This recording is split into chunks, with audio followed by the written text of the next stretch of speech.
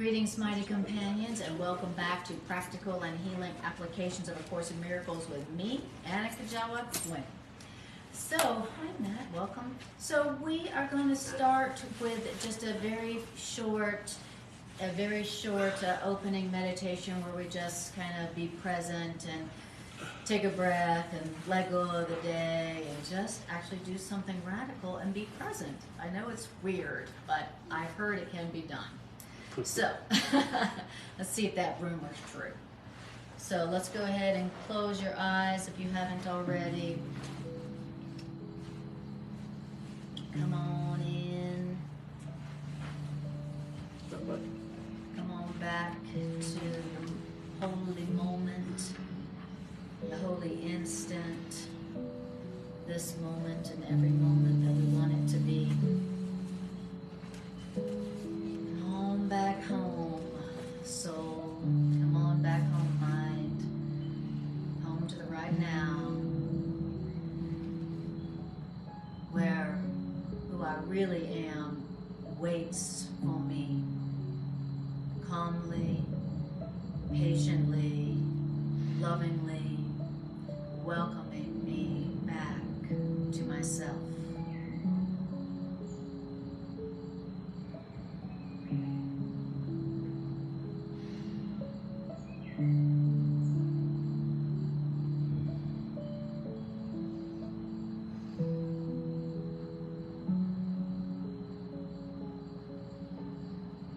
What is myself right now?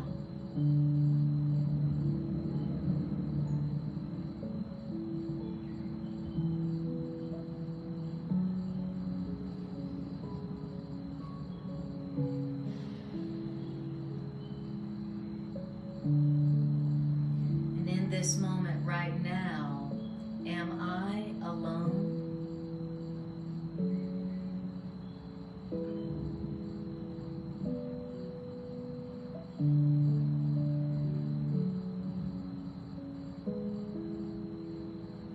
Who am I right now? Only right now.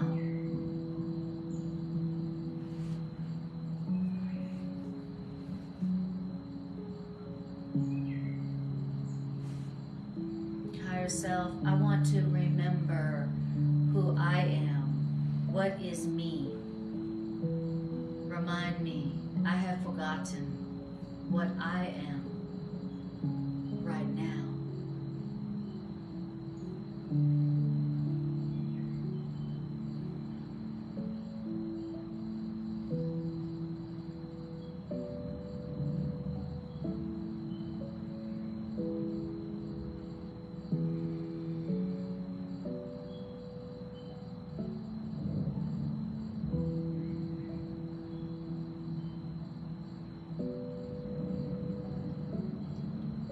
Higher self, I ask you to help me to remember who I am and who you are. I have forgotten.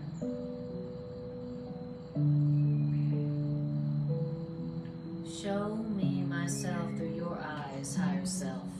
How do I look to you? How do you know me? What do you know me as? Teach me, show me. Because I have forgotten who I am.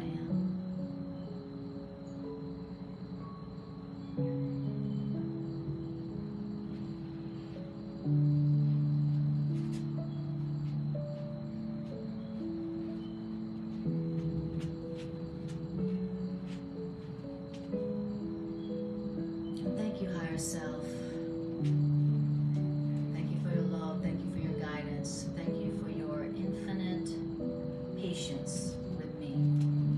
Thank you. And to that we say, amen. And take a breath. Whew. That's all you gotta do. Just ask for help. All right. Well, where we are today, I already did the random number generator prayer on the way down here. And up with was chapter 30, section 6, the justification for forgiveness.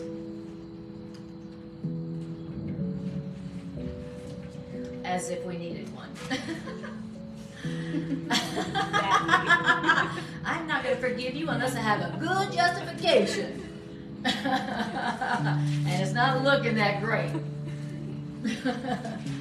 Hi, Jean. Hi, Irene. Hi, Bridget. Lovely to see you.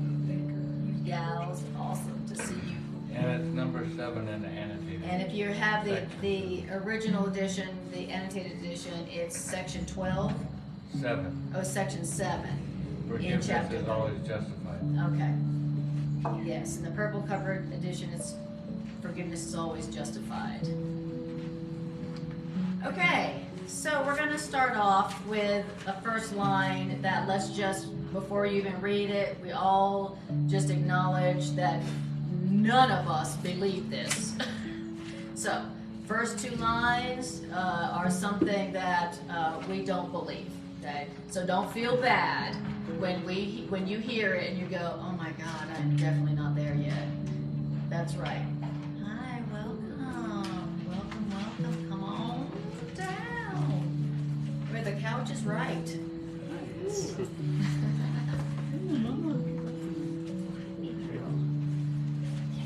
All right, guys. Chapter 30, section 6. Ooh, nice. Okay. All right, we were just saying that the first 2 sentences, we already acknowledge that none of us believe. So don't feel like the Course in Miracles failure. Nobody in this room believes this. All right, but we still need to hear it. You know, just because you don't believe the truth doesn't mean you don't need to hear it. We need to hear the truth even if we don't believe a word of it. Some days it's harder to believe the truth than other days. That's true. Can I get a witness? Some days it's harder to believe the truth than other days. Some days I can go, yeah, forgiveness is justified. And other days I'm like, nope, that's hard to believe today. All right. So it's called the justification for forgiveness. And thank you, Bridget, for writing that out. Okay, here we go. Are you ready to hear something you do not believe? Okay, good. Anger is never justified. Anger is never justified, period. There were no qualifiers on that. It just said anger is never justified. Okay, ready. We got 100% disbelief in the house? Yes. Okay, all right, great. One very enthusiastic yes. Okay. Spoken for all. Anger is never justified, period.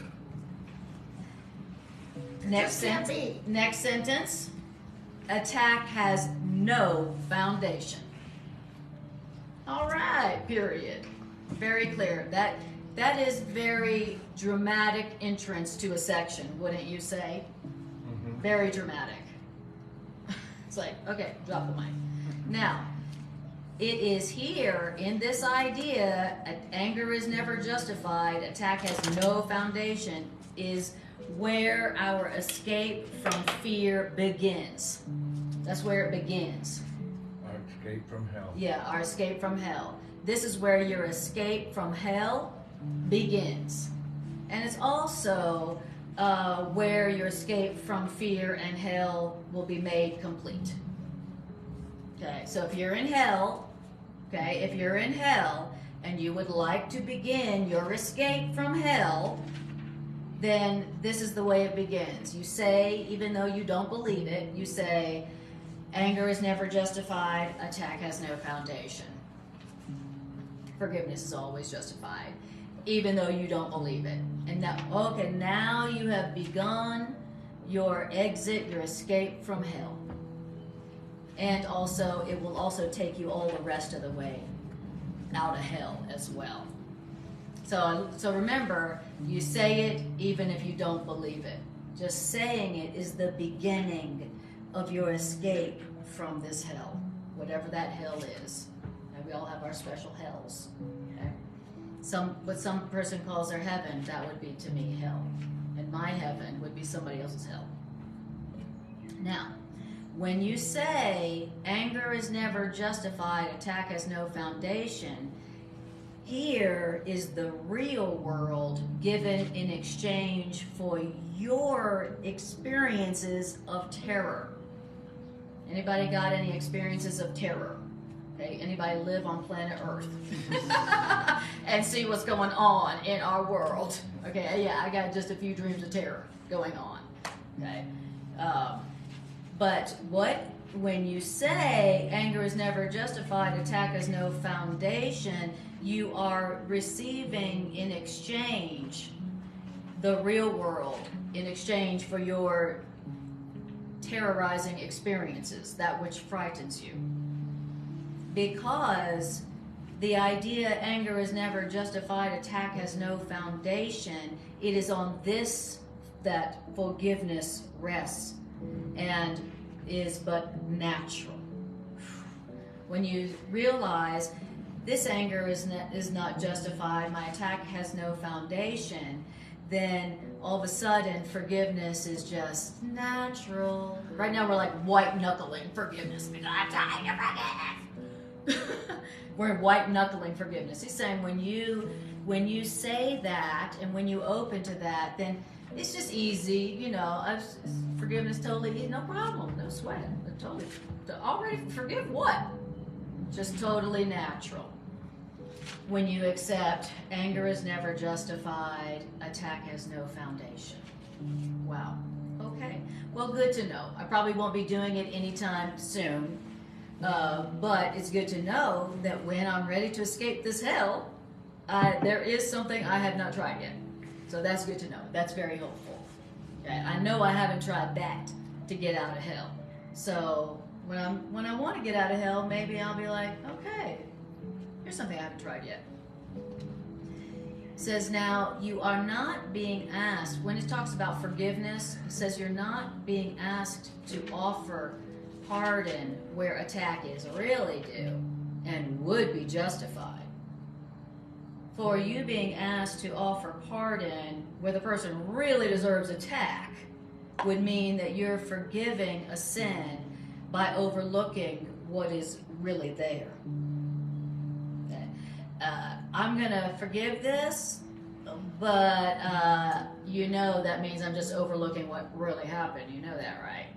I mean, I'll forgive you because I'm trying to, be, holy, be a good Course in Miracles student. But, what I'm overlooking really was there. It really did happen. Right, we both know that. That's what we do. That's how we forgive. Right? He says, that kind of forgiving is not forgiving. That's not pardon. That kind of forgiving assumes that by responding in a way which isn't justified, your pardon will become the answer to attack that really has been made. And thus is your pardon inappropriate because your pardon, your forgiveness is being granted where it's not really due. So that's how we forgive. That's our fake forgiveness. Forgiveness where you're like, I'm forgiving you, but what I'm forgiving really did happen. We both know that. But I'm just forgiving you because I'm going for sainthood, I'm forgiving you even though my interpretation we both know is right. Yes, exactly. Even though we both know you did that, and that really did happen, just like I saw it, I'm gonna forgive you. I'm gonna pardon you. Mm-hmm. And also, let me get a selfie of myself doing it. This is me forgiving someone who doesn't really deserve it. See what a holy person I am. See all the orbs around me? See all the what? Orbs. Yes, the halo. Exactly, the halo. You see my halo? Did you catch that in the selfie? Oh, let's doctor it up. We'll highlight the halo. All right. That's what it says. That's not real forgiveness. Okay. It says, but pardon is always justified. Always justified. Pardon, which means forgiveness, has a sure foundation. Now, you don't forgive the unforgivable, and you don't overlook a real attack that calls for punishment. So that's not what forgiveness is. Like, this is unforgivable, but I'll forgive you today. Because, we already went through that. So you can't forgive what you've called unforgivable, and you can't overlook an attack that was real and really does deserve punishment. Everybody would agree. That is, it says salvation, which is healing, which is happiness, doesn't lie in being asked to make unnatural responses, which are appropriate to what you think is real. Instead, forgiveness, healing, merely asks that you respond appropriately to what is not real by not perceiving what has not occurred. That's what forgiveness does. It responds appropriately. It always responds appropriately to the calls for love. You never see forgiveness being offended. You never see somebody who has correct perception being offended or angry, right? When you have a response of anger or attack, you are responding inappropriately because you are responding to something that didn't happen and isn't there. And so forgiveness merely asks that you just respond appropriately to what is not real by not perceiving what has not occurred. Whew. Oh, no problem. No, that's the way I always respond. Basically, just ignore yourself. Yeah, that's the way I always respond when somebody I perceive attacks me.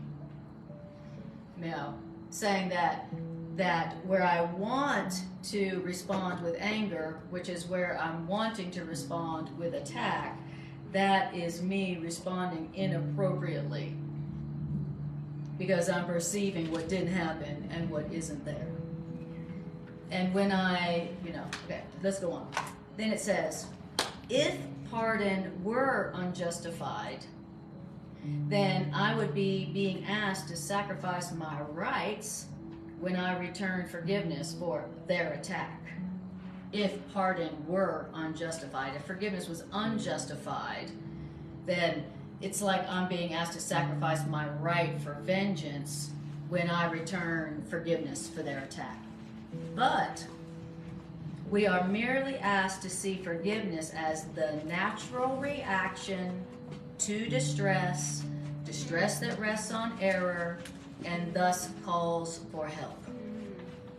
That's forgiveness. We're merely being asked to respond, seeing forgiveness as a natural reaction to distress that rests on error that's just calling for help. Now that's what forgiveness sees. And that's why forgiveness is never angry or it attacks, because it goes, oh, look, distress coming from misperception, which means they're calling for help. They need help. Anger doesn't see that. Anger is the opposite of that. And that's what forgiveness is. And he says that's what we're merely asked to do. That's how we're merely asked to see it. All right, we got a long way to go, huh? Forgiveness says, oh, I'm seeing my anger and my fears see that I've been attacked. My anger shows me that they attacked me. They hurt me. They hurt me. They attacked me. They did damage to me. Right? My anger doesn't see that they are in distress and that they don't even love themselves and that they're not even seeing me. They're not even responding to me. They don't even see me. Who they're attacking isn't me. It's somebody from their past. that they're projecting onto me. Their attack has nothing to do with me. And my anger sees that I've been attacked, and so that's unfair, and my attack and my anger is justified. That's what my fear sees. So my forgiveness and my anger see two totally different things. And my ego is certain that I've been attacked and that my return attack is justified. And everybody would agree with that. And the ego always speaks first and loudest. And boy, is it loud. The ego's really fast with the attack. You know, the ego's really fast with the interpretation that what I'm seeing is not distress, it's an attack. And my reaction, my retaliation is justified. I may forego my rights to attack back. I may forego my rights because I'm trying to look good, but but that ain't real forgiveness. Just because I go, well, that's all right that you attacked me like that. That's okay. Even though you attacked me like that in that really cruel way. That's fake forgiveness. That's forgiveness to destroy. You're actually affirming the guilt in them that you say you're overlooking, that you're pardoning. All right, everybody take a breath. Do not hold your breath in this class. Pass out. You will pass out. Woo. Okay, don't forget to laugh. Paragraph 3. This understanding that anger is never justified and attack has no foundation is the only change that lets the real world rise to take the place of your dream of terror. Okay, increasing my motivation there. Fear cannot arise unless attack is justified. And if attack had a real foundation, then pardon, forgiveness would have no foundation. The real world is achieved when you perceive the basis of forgiveness is quite real and fully justified. While you regard forgiveness as a gift unwarranted, then your forgiveness must uphold the guilt that you would, quote, forgive. In other words, unjustified forgiveness is attack. Dang. Unjustified forgiveness. I'm going to forgive you, even though it's not justified. That's an attack. You've affirmed that they're guilty, even though you're saying you're going to overlook it. You can't overlook their guilt and forgive it while you see that they really did something that justified attack, that justified no forgiveness. Wow. And so if I can either have the real world where I'm not in terror all the time, that's the second time he's used the word terror. I can have the real world where I'm not in terror all the time, or I can have this justification for my anger and my attack. But I can't have both. And it's like, what's it gonna be? I'm like, oh God, am I really gonna value this grievance, this justification for my anger and my attack more than I want a world where I'm not terrified? I'm not terrified for myself. I'm not terrified for my loved ones. I'm not terrified for the planet. Am I really, really going to value this grievance more than that kind of world? That is what it comes down to. Isn't that deep? Wow.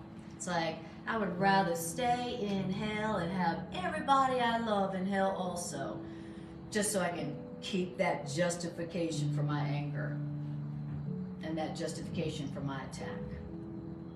When the truth is, they didn't attack me. haven't been attacked. That's the truth. I haven't been attacked. I've been around some people who were in distress based on misperceptions, you know, who were in their heart of hearts asking for help because they were in hell. I've been around lots of that, but I've never been attacked. And so any time that I'm angry and think that my attack is justified because I think I've been attacked, I am responding inappropriately to what didn't happen and what isn't there. And what didn't happen and what isn't there was my attack on me. All that's there is my false interpretation. All that's there is, and my false interpretation and my valuing of it over the real world. That's sad. I mean, if a dog or an animal is injured and you go to help it and it snaps at you, are you really gonna blame that animal for snapping? Would your anger be justified? I wouldn't have any anger. Exactly. I'd be like, it's a hurt animal. That's a perfect analogy. You know? That's a perfect analogy, you know, absolutely.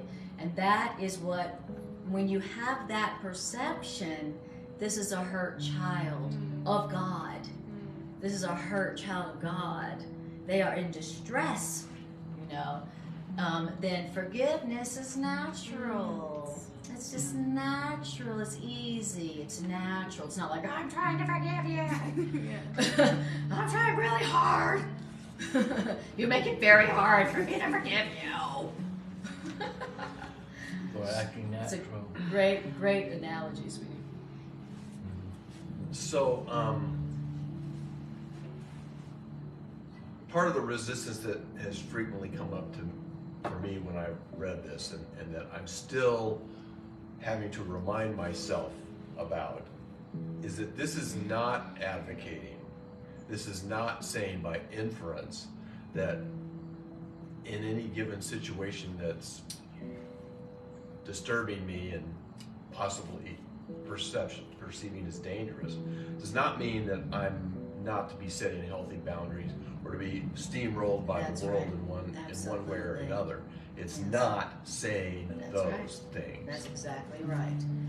Thank you for saying that. This is not saying that you should consent to being railroaded, used, abused, having no boundaries against those who would misuse you for attack purposes.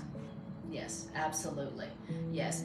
This is asking you to see what, you know, their bad behavior Really is. What it really is.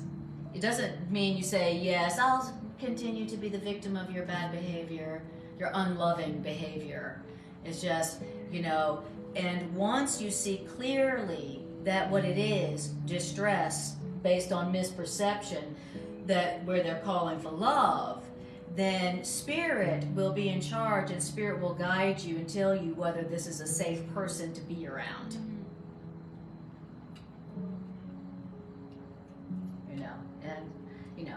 And just because it's your function to see them correctly doesn't mean it's your function to stay with them, you know, forevermore. You know, your function, you heal them by forgiving them, which means seeing them correctly. Forgiveness means correct perception. This is distress based on a misinterpretation, you know, and they're calling for love. And then you'll know exactly what would be the most loving thing for both people to do in that moment. Thank you for saying that, Matt. Yeah. Anybody else? Kind of deep course tonight, huh? And where is this hardest to do, by the way? Any guesses? Those closest to us. Oh, yeah. What was that, Matt? Those Family. closest to us. Family, friends, lovers. Anyone we're really close to. Means everyone. That is where it is the hardest to go, oh, my poor dear. Even though they're raging at me and throwing pots around and cursing, that my poor dear, they must be in distress. distress. And they must be in distress based on a misinterpretation. Poor dear, they're just called, they need love. Yeah. That is that how you guys respond when your partner is, Throwing pots and pans? attacking you? Didn't make a nice Saturday Night Lights skit. Exactly. Now, I'm pretty sure he was attacking me. I don't really see that they were in distress, They, Yeah, I have two of them sitting on the couch debating about, no, they were just calling for love. Exactly. Or you got the couple sitting on the couch and one person is like, they were throwing knives at me. The other one's, oh, he didn't see that I was just in distress. The guy or the woman throwing the knives is like, he didn't see I was just in distress. What are you so upset about that I was throwing knives at you? Couldn't you see that I was just in distress based on a misinterpretation? Couldn't you see I was calling for love? I thought you loved me. Yeah, I couldn't see the distress part when you were throwing the knives. It kind of like was lost on me. So it's very difficult to see that in those who are closest to us. And we're very, very tempted to see the distress of the people we're closest to as an attack that justifies our anger and our attack back. That's what we're very profoundly, powerfully tempted to do with the people that we're closest to, that we're most special with. Okay, but it's still the truth, and even if you try a teeny tiny micro bit to step in that direction of seeing that the forgiveness and pardon is justified because they are just in distress and are calling for love, even the teeniest, tiniest little willingness takes you more out of hell. Thank God that you don't have to see that forgiveness is justified completely for it to work, to start beginning, what does it say? Beginning the escape from hell. Hallelujah. Okay. Now, it says, where are we? Okay. End of paragraph 3. Thank you. End of paragraph 3? Last So comment. Oh, yes. the ones Thank that you very do much. fake love don't merit what forgiveness would have given. Okay, beautiful. Thank you. What we've been talking about is false forgiveness. That's false forgiveness. That's fake forgiveness. And fake forgiveness is what the world employs to keep the sense of sin alive. Woohoo! How sneaky, world. You use forgiveness to keep the sense of sin alive. That's really creative. That's really cunning, ego, world. I'm going to use forgiveness to keep the sense of sin alive. Woo. And recognizing God is fair, then it seems impossible that God's pardon can be real. If that's what we're doing, then if that's what the world is doing and that's the kind of forgiveness we're doing, it will seem impossible that God's pardon can be real. If our pardon ain't real, if our forgiveness isn't real, then we certainly can't imagine that God's forgiveness of us is real. Oh crap, God must be fake forgiving me. Mm-hmm. I knew it. And ghosting me at the same time. Fake forgiving me, ghosting me. Holy ghosting. Holy ghosting. Oh, that's good. Very interesting. If I don't perceive, if I'm giving fake forgiveness, I'm going to think God's forgiveness of me is fake. Okay, great. That explains a lot about how I fear God. He says, and that's how the fear of God, thus is the fear of God the sure result of seeing pardon as unmerited.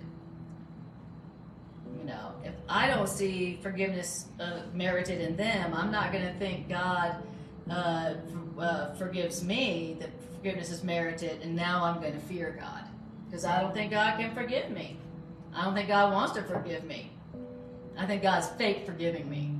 So now I'm afraid of God. I don't want to come to God. I don't want to come to God and go, God, help.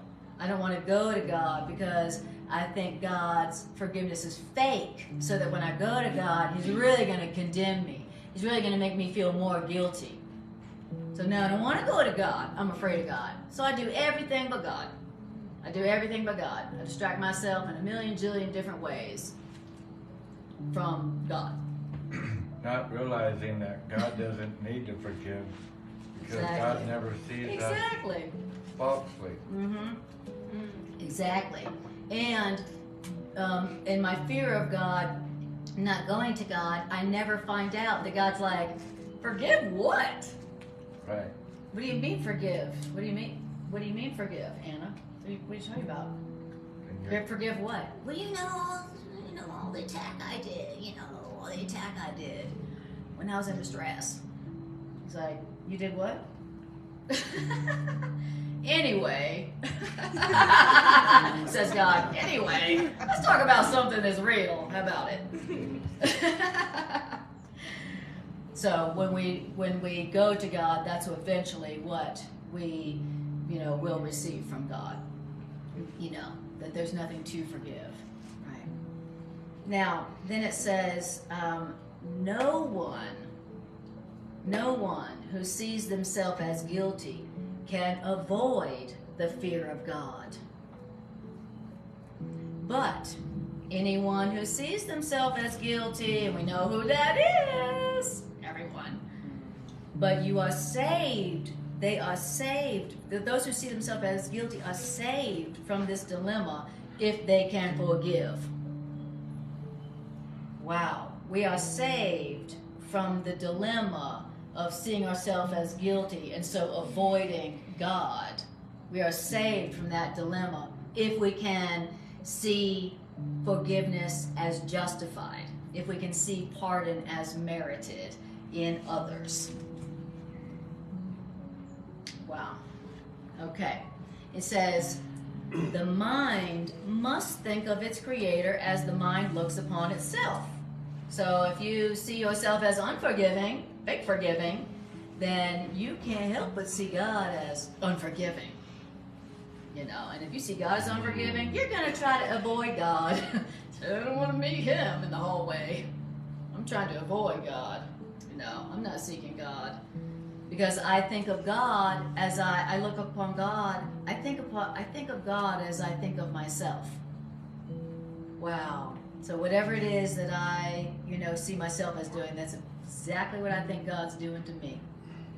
And that's why I'm afraid of God, because I haven't forgiven completely. Now, if you can see others merit pardon, then you have learned that forgiveness is your right as much as their right. And if you can see that others do merit pardon, then nor will you think that God intends for you a fearful judgment. Dun, dun, dun. A judgment that they don't merit. If I don't see them as meriting punishment and attack and anger, then I don't see myself as deserving judgment from God. Who wants judgment from God? That sounds scary. But if I see others as not meriting pardon, then I see myself. And then when I see them as meriting that, then I see that I deserve pardon for the errors that I made when I was in distress, which was a lot, which was often. Wow, now you can see why the Course in Miracles says that forgiveness is the key to happiness. Forgiveness does offer me everything I want. can really see why it says that.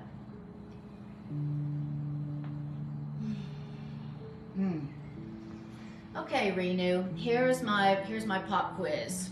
Here's my pop quiz question. All right, guys, you ready? Okay, Greg and I prepped for this one on the way over here. So Renew says, my daughter was badly hit by stones by 4 guys and her head was torn off. Case filed, 1 jailed. Should we forgive? Thank you for asking that question, Renew. Thank you. And she's saying, Anna, tell me one thing. Okay. Yes. Well, I mean, I don't think you can understand this section without understanding the metaphysics behind the course. That this Thank is you for saying that. Because you're right. Because this is asking us to see the truth that your daughter Renew, who she really is, can't be attacked. Who she really is cannot be attacked. Who she really is cannot be killed. Okay? And what happened was, whoever did that to her were children of God who were in distress, who were making an error, and who were ultimately calling for love. So that's the truth about that, that your daughter can't be attacked. Who she really is can't be attacked. And that's hard to remember. That's very hard to remember. It appears that anger and attack would be 100% justified in that situation. Absolutely. And because of the truth about your daughter and you and everyone, then you don't need to be angry. You don't need to attack. And attacking and being angry as a response, all that does is keep the sense of guilt and sin alive in yourself and in them, and it won't help you to escape, and it won't help your daughter to escape the hell that you are experiencing right now. Okay? As much as it seems justified, there's only one way to escape the hell you are experiencing right now, and it's not anger, and it's not attack. Yes, that may seem justified, but it won't help. It won't help. It's not healing. What is healing is understanding that they were calling for love and in distress, and understanding that who your daughter is really can't be attacked. Okay. I am not a body. I am not a body. I am free. And you don't have to believe that fully to even make a nod in that direction. And also to say to your higher self, to say to love, help me to see this correctly. Help me to see this in a way that I'm not using it just to justify my attack, my revenge, and my anger. Help me to see this in a way that I can bring light and love and healing into this situation. Help me. Help me to see, the truth here. Help me to see that love is justified and pardon is justified. Yes. They say that opportunities only come along once in a while. And this opportunity isn't coming into your life for you to learn how to pardon them. It's for you to learn how to pardon yourself. And you don't get these opportunities until they're presented to you. But it's not about pardoning others, it's about pardoning you. And These seeing that you opportunities deserve are presenting themselves Yes. to us, showing us that we have not pardoned ourselves. Yes. I am the living proof that you have not pardoned yourself.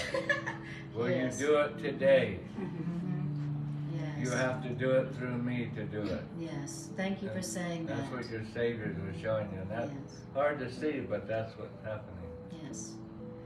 Yes, Renu, Greg is reminding us that this is a rare and precious opportunity to remember that you deserve pardon for whatever errors that you made when you were in distress, and that you are calling for love, and that your daughter is calling for love, and your higher self is there to teach you that.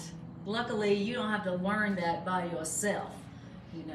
Your teacher is here to show you that the response of seeking to learn what it means to forgive here is the only thing that will help you to escape from this hell. So thank you, Renu, for asking that question. Thank you for sharing that, even though I could see how that might have been hard to share. And Bridget says, and then Demi says, healing circles. Demi says, we hold your heart in peace, Renew. Bridget says, it's a hard lesson to work through. Ask the Holy Spirit for help. Exactly. All right. Can I try to restate what Greg just said? You would like Greg to restate No, what he said? I just want to... Oh, you would like to restate what he said? Just to make sure I understand what just happened there. But, we're on planet Earth because we all feel guilty. Yes. Is that a fair statement? And the only way to get rid of our guilt is through the forgiveness process. Yes. So maybe what Greg was saying is this is, I don't know, let's be kind of silly about this. Let's say you show up with 100 units of guilt on planet Earth, and you could get rid of 50 of them with this situation that was just described. Yes. It's a big one. Yes, that's absolutely what he's saying. It's a blessed and precious opportunity to learn the escape route from hell. Okay, kind of practical here, where one could be forgiven to perceive that this is hell. All the things that they used to say, this is what's going to happen to you in hell when you go to hell. Bet all things that happen here right now. Anybody notice that? So this, it's like, wait a minute, it actually sounds like my life. All that fire and brimstone and talk of hell, that kind of describes my life. Maybe gnashing of And teeth. you're saying that I'm going to just have more of the way my life is right now? Oh, okay, well then maybe hell's not so bad. Maybe I don't need to worry about going to hell. I can handle that. I'm good. Look at my life. Turn the news on, you'll see gnashing of teeth. Exactly. Totally. Wow. Beautiful. Okay. Now, it's interesting that you would bring that up, Renew. It's interesting because on the way here, when I was reading this on the way here, and what flashed in my memory was several stories I've heard. I've heard several stories, I know you guys have too, of mothers whose children were killed by an assailant or a boyfriend or a drunk driver or several things, and the mother goes to the prison and befriends the person who murdered her child and went to him to understand him, because she knew that if she saw her anger as fully justified, that it would eat her alive. And she didn't want that to be the legacy of her child. So she goes to the prison and she befriends this young person and sees that they were profoundly abused themselves, sees that they had been profoundly hurt by somebody as a child, and she befriends them, and that person becomes part of her family. I've seen a few stories like that. One in particular was coming to my memory driving over here, and now I know why. It's like, you may be completely justified to be angry and to want revenge. You may be completely justified, but still you're not perceiving correctly, and that anger and attack makes you certain that you do not deserve to be pardoned from any of your mistakes. That you deserve to be punished for your mistakes forevermore. That's what you're doing to yourself. You may think your grievance is justified. You know. So to pick up on Todd's example, it's an opportunity where we can either get rid of 50 units or guilt, or add another 50. That's the choice that we're really being faced with. Say that again. That if his example was, we show up on Earth with 100 units of guilt, and this is an opportunity to get rid of 50 of them. Yeah. Or we can add another 50. Very good. Very good. Yes. Or maybe exponentially. Exactly. Do it's a it. choice between spinning it up and Exactly. increasing the guilt, Exactly. or cutting the guilt off at the Yes. legs and letting it dissipate forever. Exactly. And what's it gonna be? Are you gonna live with this grievance as your only friend? By golly, I don't care if I have to give up heaven. I'm keeping this grievance. You know, you can't ask me to give up my rights for vengeance and anger on this one. You know. And What's it gonna be? what Matt was talking about, I was saying in my mind is when the situation happens, it's in my mind I see we're giving them that coupon of a pardon, which we're giving to ourselves. And in that moment we have to decide, do I want to give myself a pardon, or do I want to give myself Some more hell. some more hell? Yeah. Yep. And Exactly. That's the decision And point. that's where, the choice That's point. where really the work of the course comes to the headlight. It's exactly right. And you got to remember that you are coming to class for a reason and apply it right now, because you're only doing it to yourself here. That's right. What do you choose? Yes. What's it gonna be? And as soon as you go, I don't know how to forgive. I don't know how to see. I don't see pardon and forgiveness as justified right now, but I'm willing to see the way you see it, love. I'm willing to see it in such a way that my forgiveness is natural.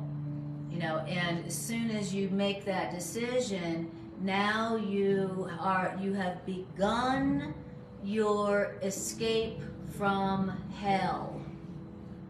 And you know what Renu shared with us, that's some hell. That's an experience of hell, where your child has been hurt, or your child left their body. That's hell, right?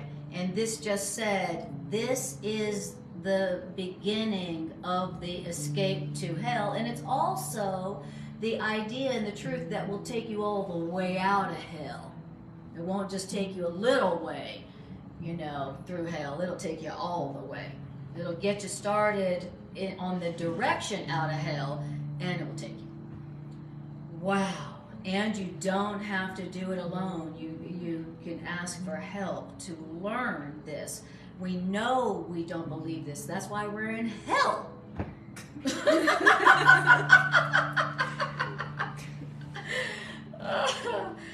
Wow. Yeah, because I don't see forgiveness as totally justified in every situation. And so which means I still really want to stay in hell a little bit. I guess you know, I mean, Greg's here, you know. I kind of like hell. I must like hell. Yes, because I'm keeping yeah, exactly. You're so cute. I'm sorry. Oh my God. Anybody would understand my dilemma, you know. They'd all stay in hell for you 2 days. All right, paragraph 5.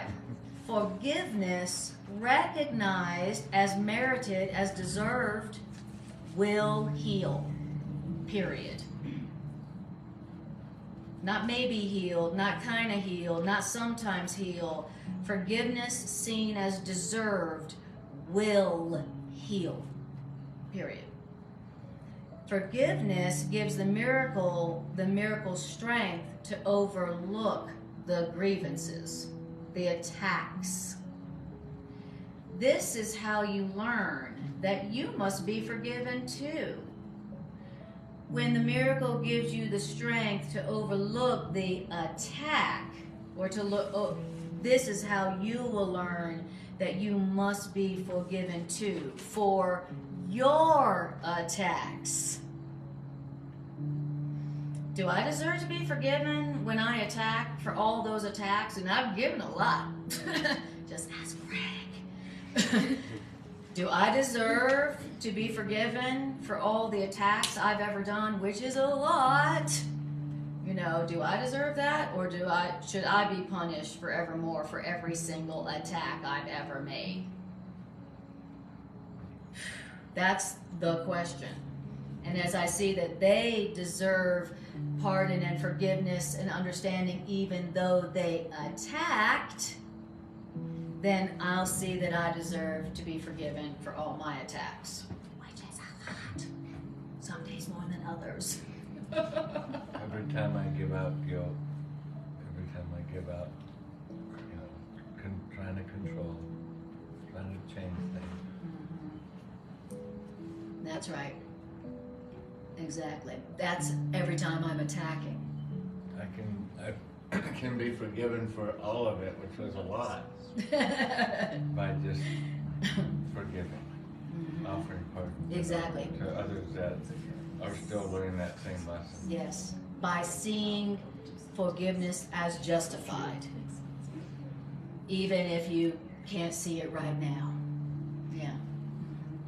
And Renu just said, very true. What a beautiful miracle. Very beautiful miracle. Thank you for sharing that. Hi, Monica. Lovely to see you. Okay. Let's see. Hold on a second. Bridget says, my family went through this when my brother was killed. I was angry and I wanted vengeance. It literally made me sick, holding on to the pain. Forgiveness was, I think you left out a word, but I'm going to fill it in. Forgiveness was life for me. Wow, that's deep. Her anger and her desire for vengeance, which seemed very justified, everyone would agree that it was justified, right? But it made her sick. It made her sick. Wow. So, and did it help? Did the anger and it made her sick, and did it do anything helpful? Did it help? You know, and so you demonstrated that forgiveness actually is life. Forgiveness actually is a life and death choice. Forgiveness literally is a choice for life over death. When you're tempted to die from sickness just so you can remain justified in that anger. Thank you for sharing that, Bridget. That's awesome. Woo, wait, going deep tonight. All right. Now, it says, we're at paragraph 5, a few sentences down. There can be no appearance of attack that cannot be overlooked, that cannot be forgiven or pardoned. There is no appearance of attack that cannot be overlooked, pardoned, correctly perceived. Why? Because if there was one attack that could not be forgiven, that could not be pardoned, then it would be necessary first that there be some sin that stands beyond forgiveness. if this cannot be pardoned, if this cannot be forgiven, if this cannot be overlooked, what attack? Then there is one sin that even truth can't undo. There's one sin that truth can't undo. Okay? Then it says, if there was one appearance of attack that could not be pardoned, there would be an error that is more than a mistake. There'd be a special form of error that remains unchangeable, eternal, and beyond correction or escape. If there was one appearance of attack that couldn't be overlooked, there would be one mistake that had the power to do all of creation and to make a world that could replace creation and destroy the will of God. If there's one mistake, one attack that cannot be pardoned, that cannot be forgiven, that cannot be overlooked, that cannot be seen correctly. If there's one thing, what's that one thing? That's the one thing that I'm willing to sacrifice the real world for. That's pitiful. If this happened to you, you would be angry. If this happened to you, you also would be completely justified in your anger and your desire for vengeance. You would feel the same way. That is true, I would. But it wouldn't help me, and it wouldn't help anybody else. It wouldn't bring healing to me, and it wouldn't be bringing healing to the world. And it would only make me sick. How much good can I do when I'm sick then? Even though it's justified. Wow. We are really all deeply calling for love. We are, I think this is, we really are insane. We're totally innocent. We are absolutely, totally innocent, but we are completely insane. Wow. Totally innocent, but totally insane. Totally insane, but totally innocent. It's safe to be insane when you realize I'm insane, everybody else is insane, and I'm innocent. I just was in distress. And so I was misperceiving. And so I reacted inappropriately with attack. Wow. That's what it means to be insane. And you can't feel guilty about it here on earth. You can't feel guilty about being insane because everybody here is insane. No need to feel guilty about having an insane ego. A part of you that literally is insane, is choosing suffering just so you can be justified in your anger. What's that country song? I've always been crazy, but I've never been insane. I've always been, yes, mm-hmm. My country song is, I am crazy and everyone here is insane. That's my country song. Wow, okay, so you hear what it's saying, that if there's one thing, one attack, one way that someone has attacked you, if there's one thing that cannot be forgiven, cannot be overlooked, then that means that there's one sin that's more powerful than truth. That means there's one illusion that's more powerful than all of creation. That's what that would mean. That's what you mean when you say, that this cannot be forgiven. This cannot be pardoned. What they did to me or what they did to my child. I have a question. Yes. So, we're talking about how, in the case the reader just brought up, that what she's experiencing is guilt. Yes. And so my question is just, what might it be that she feels guilty of? Mm-hmm. She didn't say she felt guilty. She said, how can my anger and my desire for attack not be justified? So we were saying this was an opportunity for her to look at whatever part of her believes it doesn't deserve pardon, right? So say your question again. Question around guilt. Around Yes. what should she be feeling guilty about? Right, gotcha. Yes.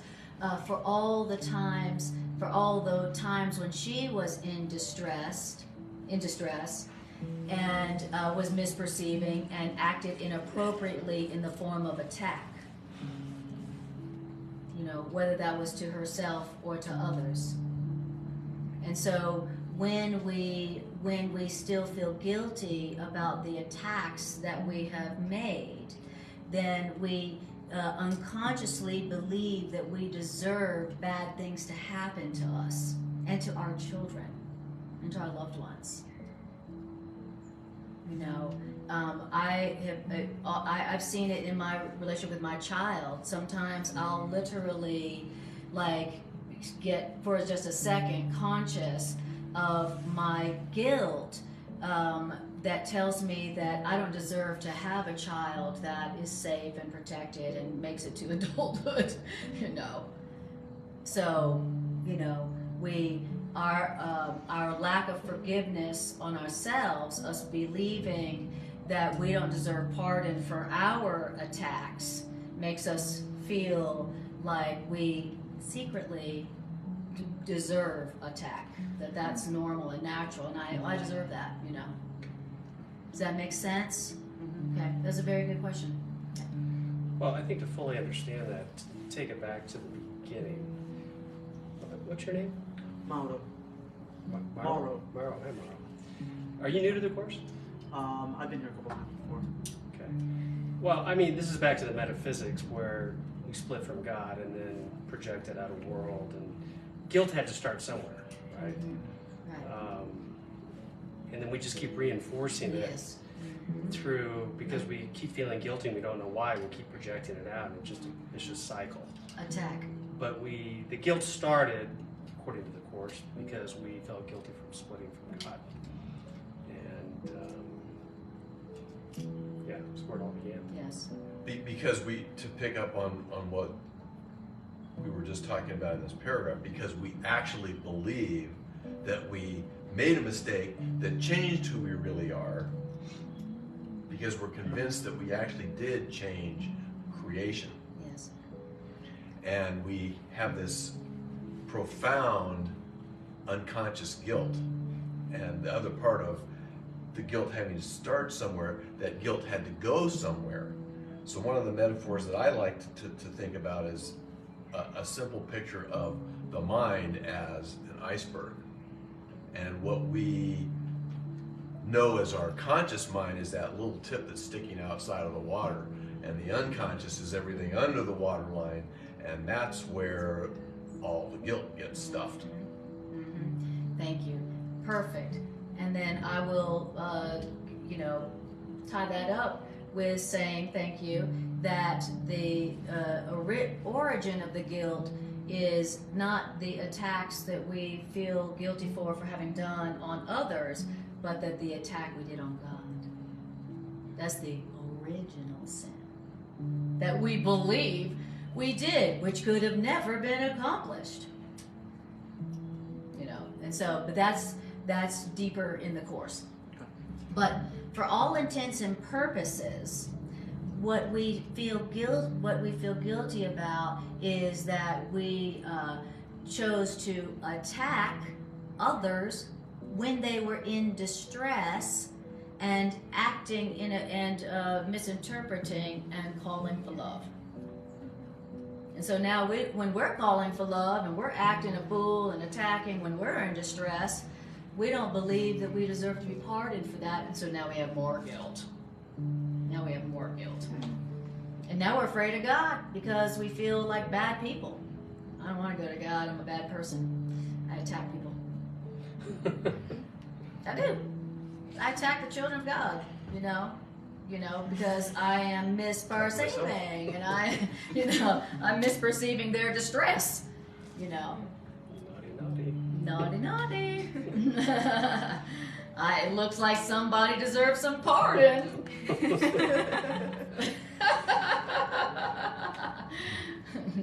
Spirit knows, Holy Spirit knows you've been nice and just a little distressed.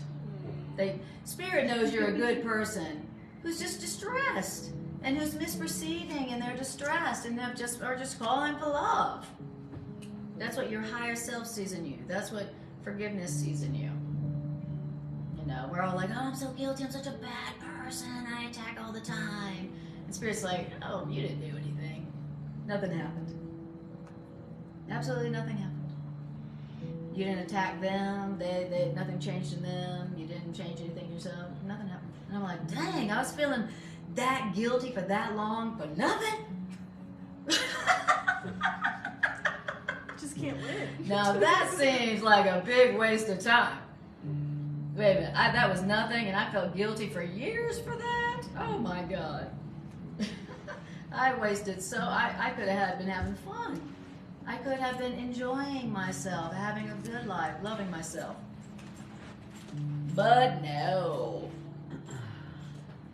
All right, we're going to do just a little bit more, and then that'll be it for tonight. Okay, let's see. Paragraph 6. There is no surer proof that idolatry is what you wish than a belief that there are some forms of sickness and joylessness that forgiveness cannot heal. There's no surer proof of idolatry than your belief that there's some things that can't be forgiven. That's sure proof of idolatry, that there's some form of sickness and joylessness that cannot be forgiven, that forgiveness cannot heal. This means, if you have this belief that there are some forms of sickness and joylessness that forgiveness cannot heal, that means that you prefer to keep some sicknesses and joylessnesses and are not prepared as yet to let all sickness and joylessness go. Oh, that's what that means. So like in Renew's Message. I'm hearing here, do you want to believe that this can be healed, that this Thank can you. be cured? Do you want to believe that this can be healed? Not how is it possible Yes, that that's right. you could possibly see good out of it? Yes, Come on. right. How could you possibly pardon That's not here? the question. Are you willing Yes. to see something, you know? Are you willing to be healed? Yeah. Are you willing to be healed? That's beautiful. So instead of asking, how can I forgive this? Ask yourself, do I want to be healed of this pain, Of the sickness. this sickness in my heart, this sickness in my mind, this sickness in my body, this sickness in my relationships, this sickness in my world? In my experience. Do I want to be healed? Do I want to escape the hell that I am in right now? It's not how do I do it, it's do I want to do it. It's not how do I do it, it's do I want to. Thank you very much. Willingness. Am Yes. I willing? Am I willing? Do I want to? Thank you for And sharing, do I Chloe. believe there's a God big enough to take care of this? What Yes. I'm perceiving. Exactly. I'm believing That's the that one. God That's the is one. not powerful enough to heal this.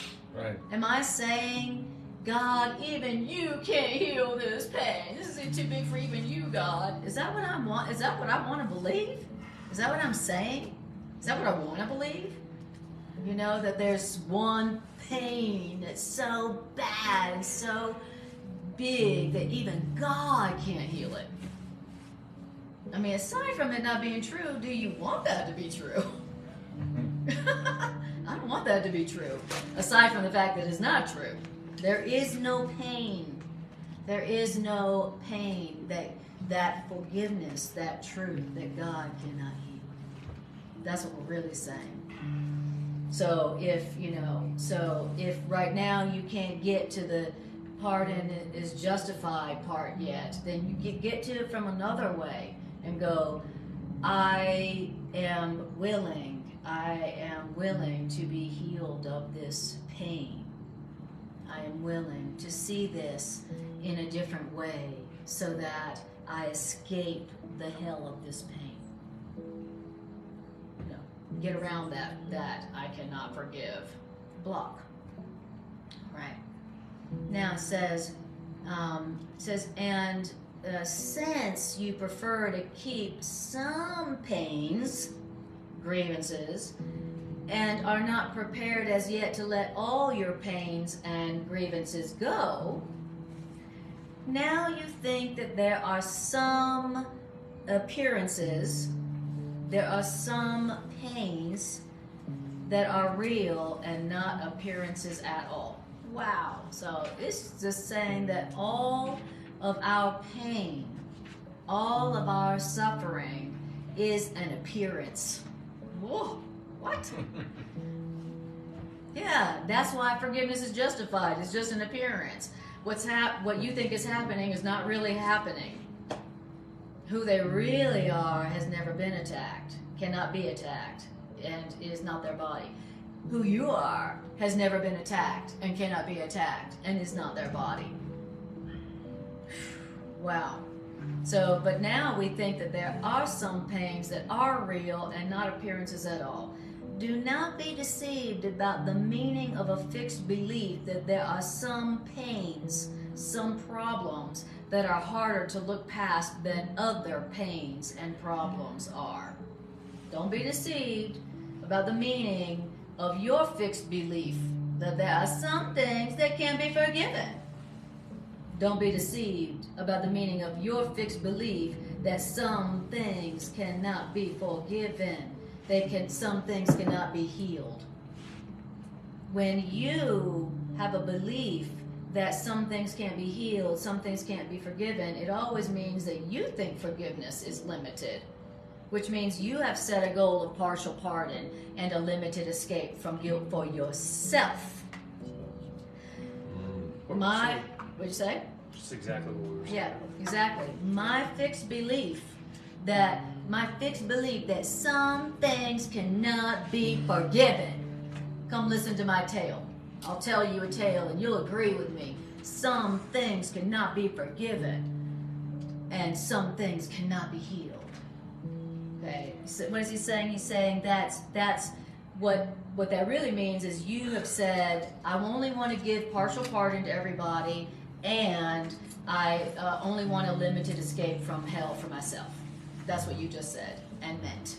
When you say there are some things that can't be forgiven, there are some things that can't be healed.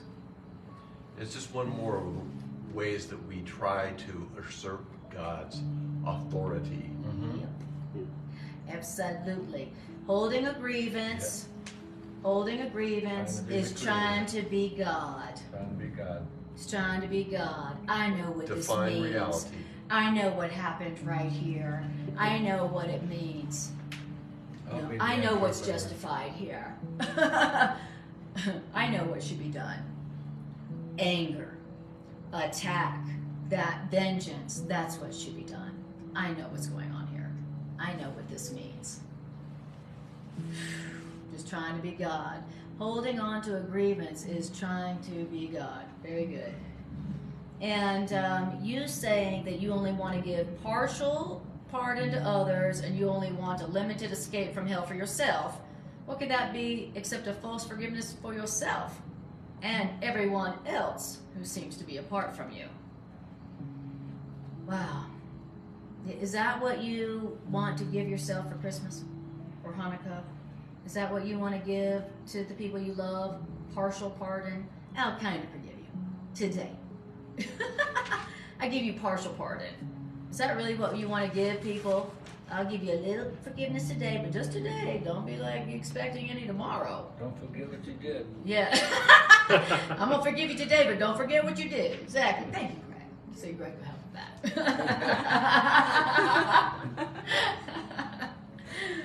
Yeah. You say, when we're like giving partial pardon to others, that what we're really saying is, I only want a limited escape from hell.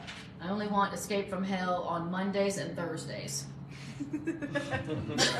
But all the rest of the time, I want to be in hell. Yeah, because those are my course. Yeah, because that's where all my friends are. In hell. Shoot.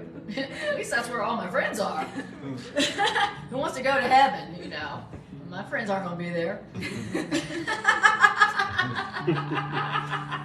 My friends like it painful.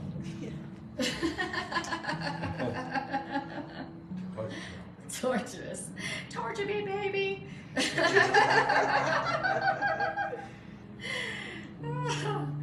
All right. It's beautiful. So let's learn how to give, you know, something that's really loving to others. Let's give complete pardon to everyone and everything. There is nothing that forgiveness cannot forgive. There is nothing that forgiveness cannot heal. There's nothing that forgiveness cannot heal. To everything. To everything. Don't be partial partners. Don't be partial partners. Truly, if you are a partial pardoner, then you are a partial partner. Don't be a partial pardoner. Don't be a partial pardoner. In the Great Awakening. All right. Well, there you go. And if you have the correct interpretation to what really happened, no matter how obvious it seems that we know what happened. And anger is justified. Yeah. But when you have the correct interpretation, then it is easy not to have partial, because then it's easy to let go of the false Yes. story, Yes. you know. Oh, Yes. that's what happened. Yes, Oh, exactly. You let go right away of the error, Yes. which was seeing it Partially. different. Yes. So when you finally get the whole story, you realize, oh, I only had parts of the story. And so I was responding angrily, inappropriately, because I didn't really see the whole story. I didn't see the whole story until I allowed my higher self to go, are you open to another interpretation? Or do you want to just say no? And I was like, all right, what's another interpretation? What's another way to look at it? Even though I'm certain I'm right. And then you see the whole story and you're like, whoa, I totally misinterpreted that. I didn't get that at all. I thought that was happiness. I didn't realize I was in hell. I thought that that's the way love was. I didn't see the whole story. I didn't see that someone was in distress. Awesome. Great example. Any other questions or comments? What's it like to hear these ideas tonight? Very helpful for the new year. Perfect for the new year. This past Sunday, it literally said, when you say this prayer where you release others from the demand of sacrifice. When you say this prayer to others, releasing them from all the demands your ego would make on them, when you do that and you say that prayer to these people whom you're tempted to not pardon, so when you do that, that is how you make a year that's completely different than any other year before. That's how you make next year, 2023, very different. By giving it all the same one purpose, pardon. It looks like there's a prayer for this one. And there's a prayer for this one too. And Yes, at the end exactly. Of Yes, and I'm going to do both of those. Thank you. And so you said New Year. This is the prayer. This is the work. This is the healing. That when you do this to other people, when you release them from the demands of sacrifice, when you perceive that they deserve forgiveness, that they deserve pardon, that is how you make a truly new year. You know, it doesn't come from going on a diet. It doesn't go from going on a budget. It doesn't. All of our New Year's resolutions, that don't make a new year at all, as we've seen. But this does, It makes a new year. It makes a new life. And remember, it is the beginning of the way out of hell and also the full way out of it. It is the beginning of our escape from hell. Which, and also, what else does it say? It is the way that we receive the real world. A world where you don't live in terror of being attacked or that someone's going to attack your loved ones. How would you like to live in that world? I would. I want to go to that world. Okay, great. But do I still want my grievances and my justifications for my anger even more? Do I want the desire for the real world even more than I want that grievance that I've been holding on to for a long time? That's the question. Okay, that's what we'll see in my case. We'll be like, well, we'll see, Anna. Yeah. We'll see real soon, honey. Yeah, we'll see. We'll see real See soon if we which see one on you the other want. side yet. Yep. Mm-hmm. How long you gonna hold on over that? Holy Spirit's like, yeah, you can take all the time you want to make that decision, but you Yeah. know, You got all eternity. yeah, you're eternal, so knock yourself out, literally. And then Spirit laughs. Okay, so now we're gonna do the integration meditation, and so wonderful to see you guys. Oh, I didn't even see these. Yes. Oh, sweetheart. Okay. I didn't even see all these messages. Sorry, guys. Thank you. Okay. All right. Okay. Thank you, guys. Now we're going to do the integration meditation. All the information about my class, this class, and the class I do with Greg is listed in the body of this video. So if you'd like to know when we're teaching and where, check that out. All right. And if you want to see more of our classes in an easy way, go check out my YouTube channel. They're all there. Soon to be all there. All right. And Renu says, love you all. Okay? Thank you, Renu. Thank you. All right. Close your eyes and take a breath. Whew. Just breathe for a moment. I gotta breathe for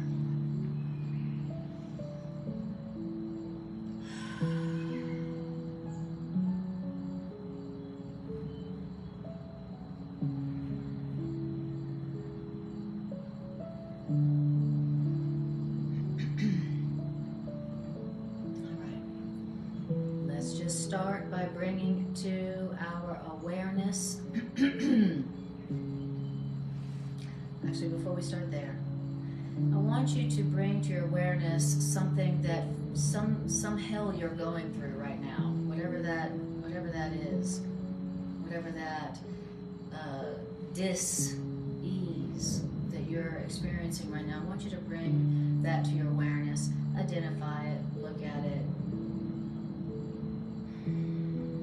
Now I want you to ask yourself, do I want to escape this pain, this hell, this dis-ease?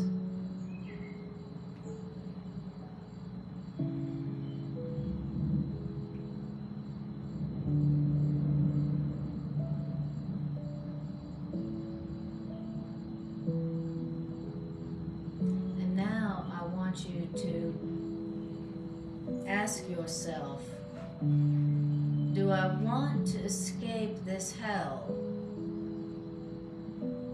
more than I want to be justified in this anger, in this desire, this belief that my attack is justified? Do I want to escape from this hell more than I want to be justified in this anger,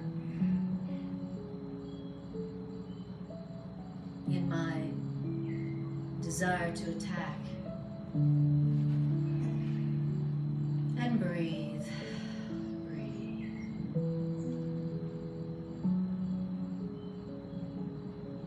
Now I want you to ask yourself, what is it that this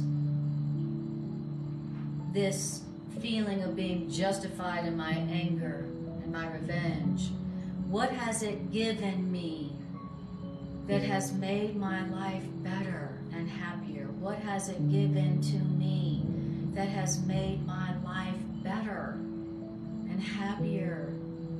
What has it given to me that's in any way, shape, or form helpful or healing?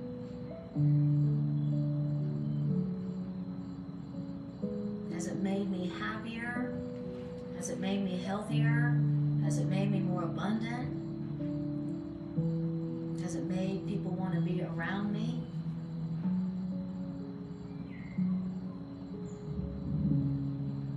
I want to question the value of that grievance. Even if you're sure you're justified in that anger, let us question the value, not to mention the falsity of your justification for your anger and your attack.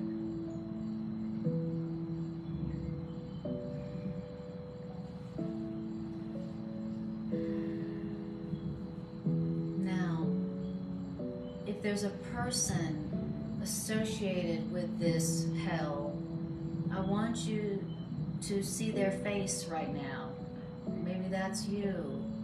Maybe whoever it is, I want you to see their face in your mind's eye.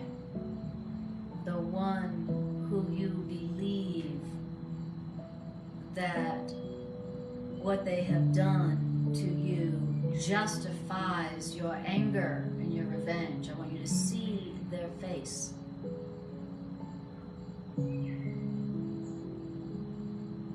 Now I want you to ask your higher self, please help me to see the truth here, to see through the appearance here. What is really happening here? What is really going on in this situation, with this person? And say to your higher self, I'm willing to see pardon as justified in this situation with this person. I'm willing. I don't know how, but I'm willing. And I really want to escape this hell.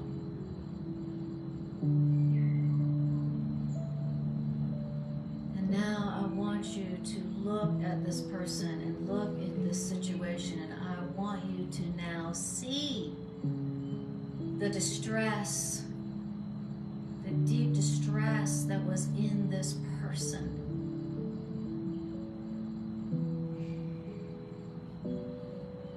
This person who was distressed because they were making an error in their self-perception and who attacked. And I want you to see that this person who is distressed and misperceiving is really just calling, crying for love, for someone to love them. Because they don't love themselves. Because they feel guilty for having attacked God's children. Just like you. Just like you. They too are distressed, afraid, and misperceiving, and reacting inappropriately with attack, and really just calling for love, just like you.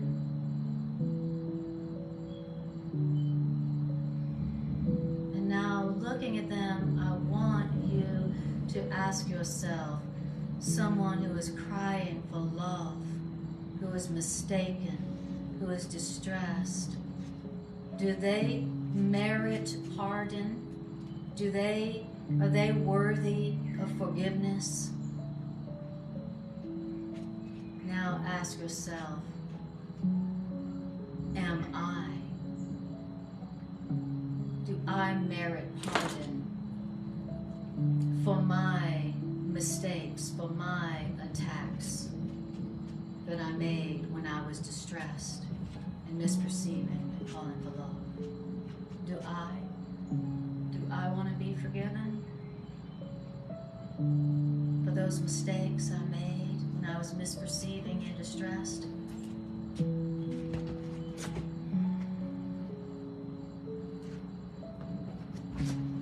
And I want you to look at them, and I want you to see that yes, they do merit pardon. They do deserve forgiveness. And it's very natural and easy to see that in them right now. It's very natural to forgive and easy to forgive right now. Because I see that we're exactly the same. We're exactly the same. We're exactly the same. We were distressed and misperceiving and calling for love. And so we attacked. And we didn't do anything. Nothing happened. We didn't change them. They didn't change us. The attack didn't do anything. Nothing happened. And we're all the same. We're all innocent. We're all innocent because the attack we did or thought we received didn't happen. We're still completely innocent, completely guiltless, completely eternal, completely invulnerable as we were created. We are the same.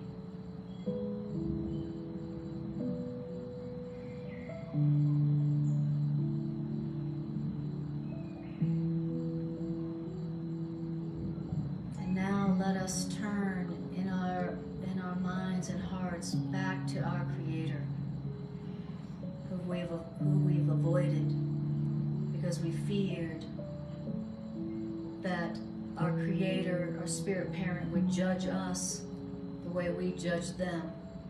And let's turn back to our Creator and ask for our Creator's judgment on us without fear,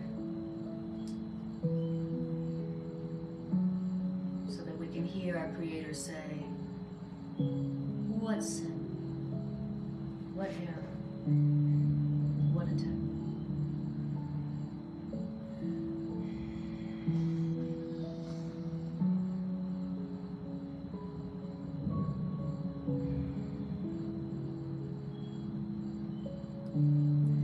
Thank you, God, for not judging me the way I was judging my brothers and sisters. Now I see that my judgments and my attacks had no reality. And I can feel innocent again. And I can feel worthy of love again. And I can feel worthy of forgiveness again.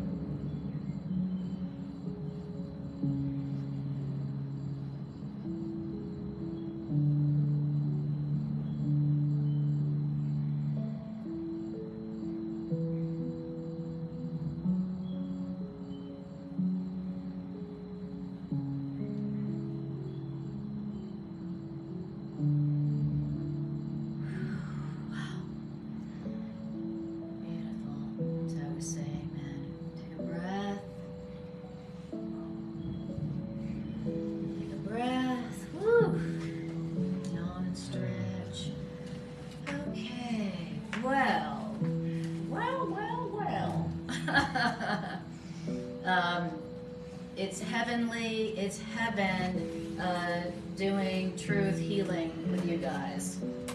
This is my heaven on earth. Healing by truth with you guys. This is my heaven on earth right here. Listening to the truth and being healed by it for real. For real healing. The real deal healing. So thank you. Thank you for coming out here to, populate heaven I appreciate you guys. I'll see you next time I see you.